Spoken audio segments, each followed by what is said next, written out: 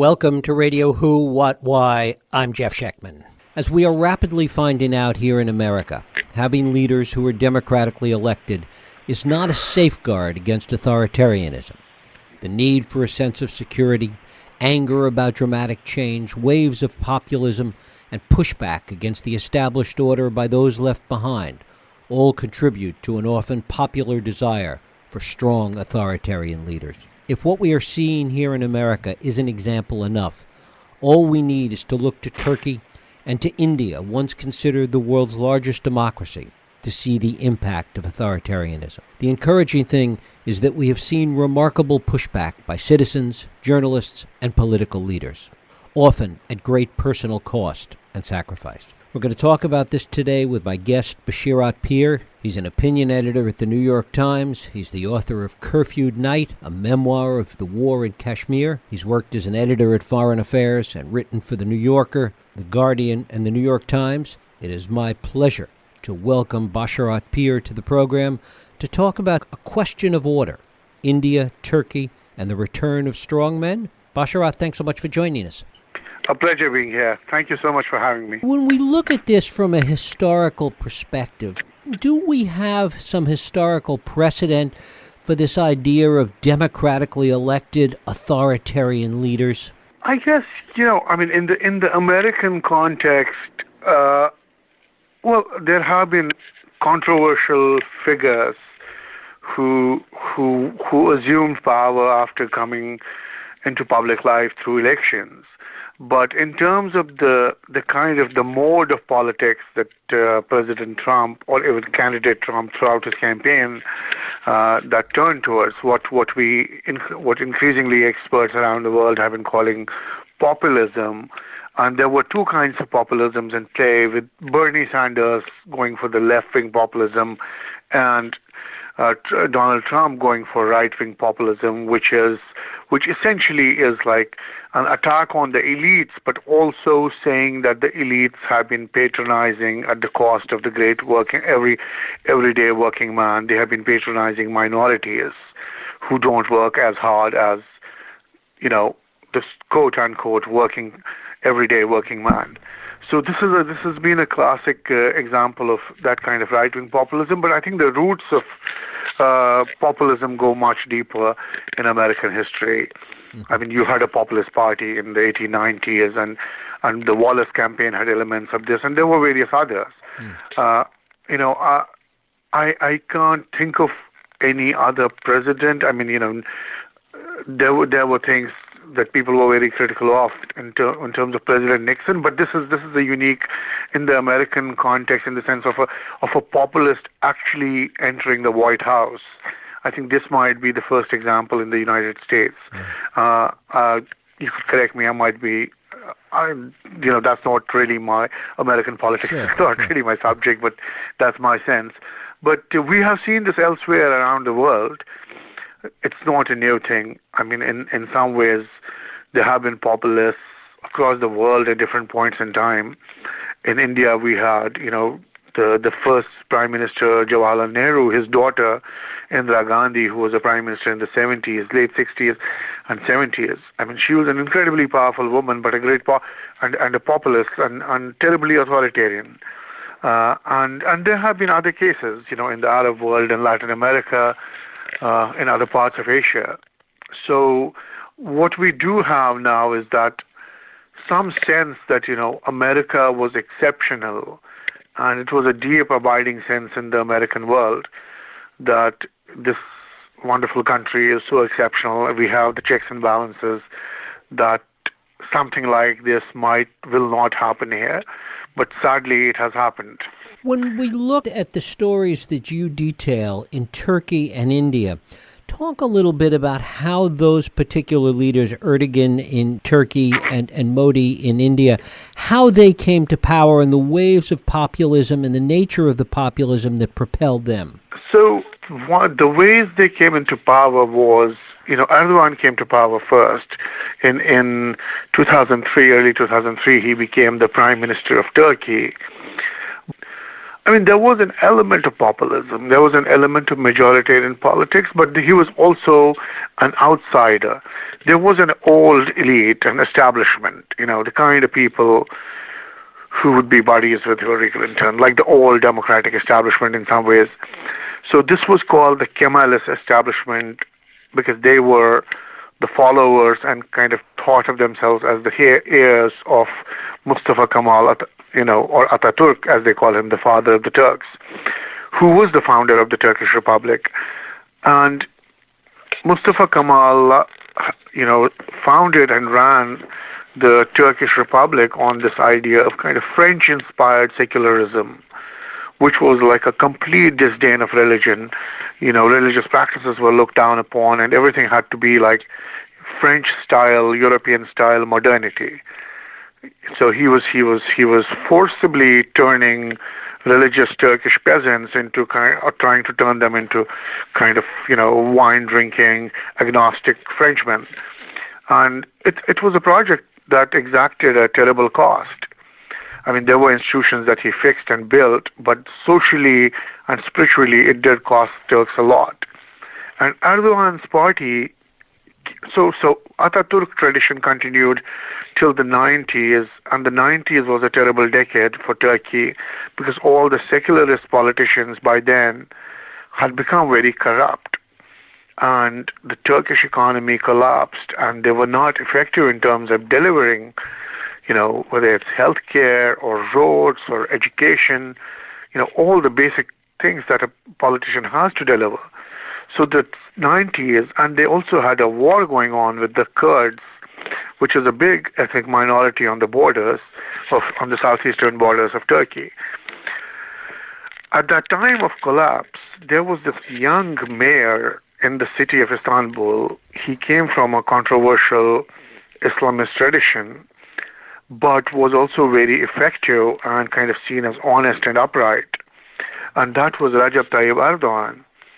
And that was at the time that Erdogan's party, kind of made a serious attempt to position himself not in the old Islamist tradition, but as kind of center-right Muslim Democrats, in some ways in an echo of the Christian Democrats in Europe. And they won and they came to power in 2003. And he did very well. I mean, he delivered a lot. He built the roads. He brought in kind of a social security net. He brought in healthcare. He even went out of his way and reached out to have peace with the Kurds, and actually was rather successful in that to a great extent. So in some ways, the first 10 years of Erdogan's rule were a great success story. But by the time we reached 2013, Prime Minister Erdogan has become so arrogant and so powerful that he became essentially a victim of his own success. And that is when he sort of, to ensure that he remains in power for many, many years after that, he started using all the methods that right-wing populists make to create a world of fear. We are under attack. I only can save you. As we heard during the Trump campaign, he would only talk about, I will go after ISIS, America is being threatened, and it's this kind of creating the sense of national insecurity among the people and offering yourself as the man who could solve that problem. And that's what Erdogan did and repeatedly keeps doing, and is now in the kind of final battle of his career, changing the Turkish system of government from parliamentary, like the British system, to the American system, but without the kind of checks and balances that the American system really has in place. It doesn't give president like complete authority over Congress and everything else. So what Erdogan is pushing is in April a referendum to amend the Turkish constitution, and if he wins, he will have an astonishing amount of power and will be ruling Turkey till 2029. So, but which is very different from the Indian story. Modi recently came to power. He came to power in 2014, but it was similar in the sense like the 90s in the Turkey, India's ruling establishment, the Congress Party, which is kind of the officially secular party. They were in shambles. There was a leadership crisis. The economy was not doing very well. And there was very widespread corruption charges against various leaders of their party. And Modi targeted that and saying this is crumbling old elite that is no use to anyone, and I am the strong man. And he used this phrase called, you need a man with a 56-inch chest to solve the problems of a country like India. And that was his positioning as this outsider, this challenger who will fix the country, who will, fight the enemies. And he also tapped into what is common with these right-wing strongmen, is the dangerous politics, majoritarian politics. So to use kind of dog whistle politics against Muslims, against, people who he saw as kind of appeasing Muslims or other groups who don't support kind of the majoritarian Hindu project. So through this combination of attacking the old elite and attacking a major minority group, like immigrants in Trump's case, or Mexicans or Muslims. So Modi did the same, and it worked with his populists. There was an audience for that kind of language, and he did come into power. When we look at the difference between the two, we see a situation in India not unlike the situation in the U.S., where somebody came to power, Modi came to power, as did Trump, trying to exploit the attitudes, the problems, the class division that existed to begin with. In the case of Erdogan, how was he able to make the transition and suddenly essentially create all this unrest in a country that he had ruled for so long? Now, he had been able to rule for so long also partly because those divisions were already there. So the fundamental societal division, if you look at Turkey, is that you get about, in the coastal cities and the urban centers, you get up to 20%, 25% secularized, Europeanized, elite, which supports the Kemalist Party, Ataturk's, kind of Ataturk party. It's called the People's Republican Party, or CHP. And then you had the hinterland, what you call Anatolia, and also parts of the cities, because in the Turkish cities in the 70s and 80s, there was massive rural-urban migration. So a lot of the religious peasants and workers came to live in the major Turkish cities like Istanbul and Ankara. So apart from this 20% urban population, which was Europeanized, you had about 60% of, the Turkish countryside. It's almost like you got New York and California voting for the Ataturk party, and then you got everything from Connecticut all the way across the Midwest till California voting for the religious parties, which is the Republican Party in this case, and Erdogan's party in the Turkish case. So he had, the majority of the country was religious, despite Ataturk's attempt to create this kind of non-Islamic, westernized, modern elite. So it was those people who kind of felt left behind, the religious people who felt that they were being kicked around and not taken seriously by the kind of coastal city elite. And they were the ones who voted and helped Erdogan come to power in 2003. So he continues to have their support because he delivered all these things. And now, when he feels that, there might be a challenge to his rule from someone, whether it was a Kurdish leader in 2015 who was very charismatic, he plays on, that's when he uses the populism. Because then he can play, he's recently been having a very nasty fight with the Europeans, with the Dutch, right, the Netherlands, and he wanted to go and send his people there to campaign among the diaspora Turks. And when Netherlands objected, some of Erdogan's ministers brought up the language of the Crusades and he himself referred to Netherlands as, oh, these are people who have the remnants of Nazis. And his foreign minister brought up the Crusades. And when you do that, I mean, it signals something else. It might not be liked by liberal editors and commentators, but it works as a different kind of a signal to his core constituency in the countryside in Turkey.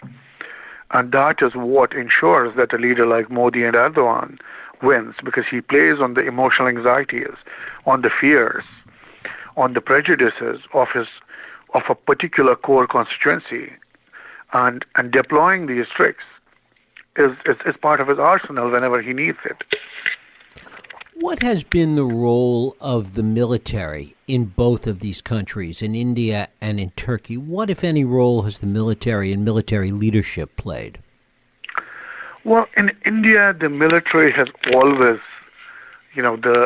stayed away from politics largely. I mean, there's this, there would be retired army generals who might join one or the other political parties. But as an institution per se, military in India, like American military, does not interfere in elections or in running of the Democratic and elected or Republican Party. I mean, there might be retired generals who will run for office, but that's different. As institutions, it's very devoted and loyal when it comes to the running of the government. It doesn't interfere.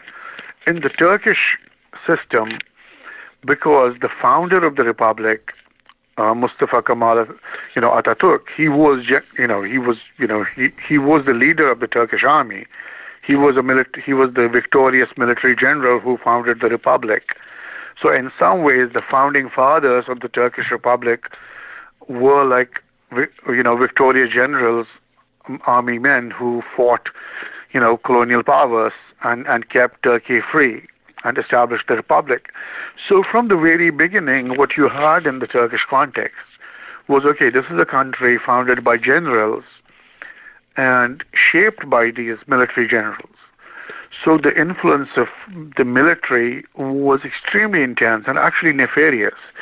So after Atatürk's death in 1938, the Turkish army always kind of described itself as, we are the guardians of the republic, and we will defend any violation of the principles, the founding ideas of Atatürk on which this nation was founded. So when over the years these small religious parties would try to kind of raise their head and say, we will contest the elections, the military would intervene. Or when the left or the center-right groups would try to argue in the streets or fight it out, every time the Turkish military felt that, that the order was being disturbed, whether by left-wing activists or by right-wing activists or by Islamist activists, they would just intervene. There have been several coups, four coups throughout the history, and they would ruthlessly crack down on anyone they thought who needs to be put down. So, in fact, the last coup that the Turkish military attempted was famously called a postmodern coup, because it was in the 2000s when they posted a message on one of their websites, which was a threat to Erdogan after he had come to power.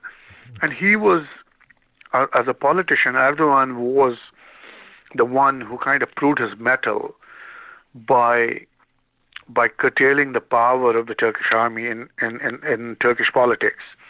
But otherwise, military has ruled Turkey in a significant manner.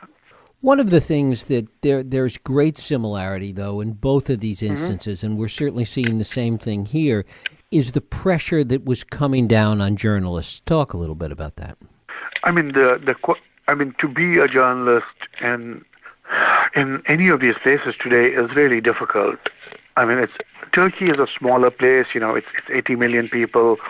It's very centralized, and there's really two major urban centers, which is Istanbul and Ankara, and most of the big newspapers and TV networks are all in Istanbul. So, and Erdogan does not, the tradition of the relationship between the Turkish government and the Turkish press has always been a difficult one. They haven't had the freedom to write. They haven't had the kind of freedom that American press has or has had over the years.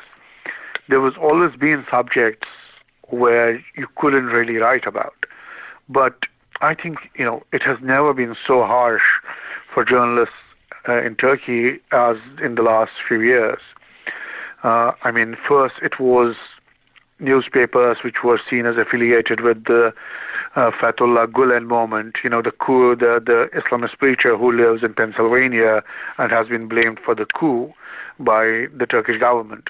So his network, they were very wealthy businessmen, they ran a whole bunch of newspapers and television stations, networks. So they were shut down. Then the old kind of secular left newspapers, which have been around for 100, 150 years, or even some of them, not for that long, they have also been, like one of the most respected newspapers in Turkey is Cumhuriyet. When I was reporting there, the editor of the paper at that time, Can Dündar, came under attack. He was tried in the court. A gunman even tried to kill him during one of his court appearances. And eventually he had to give up, or he was told to put in his papers. And he left, and he is now living in exile in Germany.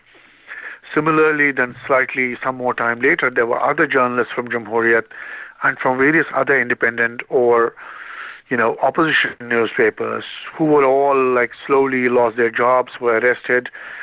And even the few newspapers that survive there today, they had to cut down on the critical coverage in a radical manner. In India, there are pockets, because India is also a much bigger place. As they say, it has so many multiple countries with, there's a California and there's sub-Saharan Africa right next to each other in India. So there are places, say, like the disputed northern region of Jammu and Kashmir, where I grew up. The press freedom there has been under serious attack. In the last summer, there were newspapers, that were shut down completely. There were editors, who were threatened and put under serious pressure. Newspapers were locked down and couldn't print for months together. Or there's an area in central India where there's been another insurgency, a Maoist insurgency going on, this area called Chhattisgarh. The lives of journalists there are very precarious. They come under serious threat from the police, from the security forces. But in the center, in New Delhi, which is the capital, you have a very thriving media world. But it has not, with some honorable exceptions, like a newspaper and a couple of other websites, the press has largely kind of not been as independent as it should be. That's partly because it's not just coercion, but it's also money. The owners don't want to, rock the boat because they have many other business ventures, not just newspapers, where they need the help from Modi government. And slowly they have been, bending or, giving up space. So you find less and less, if you look at the broadsheets, the biggest newspapers that sell millions of copies. It's a shame. There's hardly any, investigative work or serious critical analysis like what the Post or the Times would do on a regular day. Mm-hmm. But there are smaller newspapers and smaller websites who have been doing incredible work in India still. When you look at everything you have witnessed in India and in Turkey, right, and see what's happening today in the U.S., are there legitimate parallels to be made, or is it an exaggeration to make these parallels? What are your thoughts about this? No, there are echoes. There are definitely parallels. What you saw in the campaign and what you saw after that. Look, I was a student in New York. In the post 9/11 world, and worked here as an editor, as a journalist. The kind of hate crimes you saw during the campaign or after the election of President Trump. And I haven't traveled much through like Middle America, but there were people killed and stabbed in New York City. That was kind of unthinkable. That did not, there were 3 Bangladeshi people who were killed in Queens. Right. I mean, that's kind of the immigrant paradise. Nobody is ever threatened in Queens. So something did change. No, I mean, his rhetoric, people, or what happened with the travel ban. I mean, this was sort of unthinkable when it comes to America. And for a lot of us who know America, because, I was a kid who came to university here, who was trained in this country, and I know the best of America. And suddenly you had to see this ugly side. But I have greater hope in the institutions and in the resilience of the people. You had the travel ban, but then you had thousands of people showing up at the airports. There were lawyers from ACLU, from other places. And that is where the hope lies. And there are journalists. I mean, every single day, there's hundreds and thousands of journalists in this country reporting critically on what's going on. I mean, there might be some people who think who get carried away with this fake news business. But there is extremely hardworking, very intelligent, brilliant journalists working in this country more than anywhere in the world. And that is where I draw my hope and strength from. I'm not too worried about America because I think the best of America will save us from the worst of America. Basharat Peer, thank you so much for spending time with us here on Radio Who, What, Why. Been a pleasure. Thank you so much. Thank you. Thank you for listening and joining us here on Radio Who, What, Why. I hope you join us next week for another Radio Who, What, Why podcast. I'm Jeff Sheckman. If you like this podcast, please feel free to share and help others find it by rating and reviewing it on iTunes. You can also support this podcast and all the work we do by going to whowhatwhy.org/donate.